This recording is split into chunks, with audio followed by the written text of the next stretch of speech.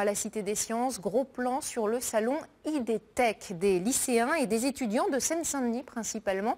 Ils présentent des innovations conçues en classe sur le thème de la transition énergétique.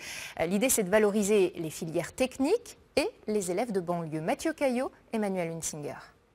Voici peut-être notre futur générateur d'énergie. Une éolienne à axe vertical à installer sur les toits, mise au point par des étudiants de l'IUT de Saint-Denis.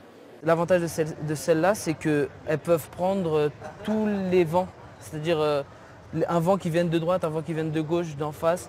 Eh ben, cette éolienne elle tournera toujours de la même manière. Innovante par son fonctionnement, sa légèreté, ses matériaux, elle est le fruit d'un travail universitaire en équipe. On peut utiliser ce prototype-là comme étant une solution pour plus tard.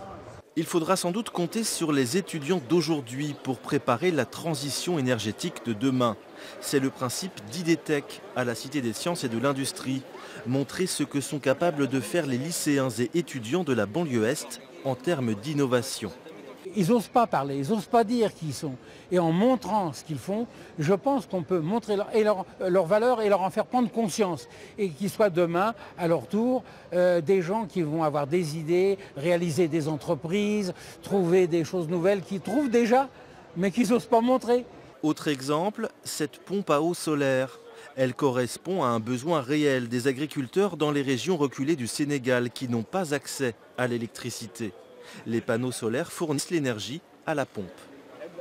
Donc la pompe, du coup, va puiser l'eau qu'il y a dans le réservoir, donc la nappe phréatique, et l'amener directement dans notre réservoir qui va distribuer l'eau dans les champs pour la production des agriculteurs. Domotique, gestion de déchets, les projets sont aussi innovants que variés. Certains recherchent des financements pour se développer et de grandes entreprises commencent à s'y intéresser.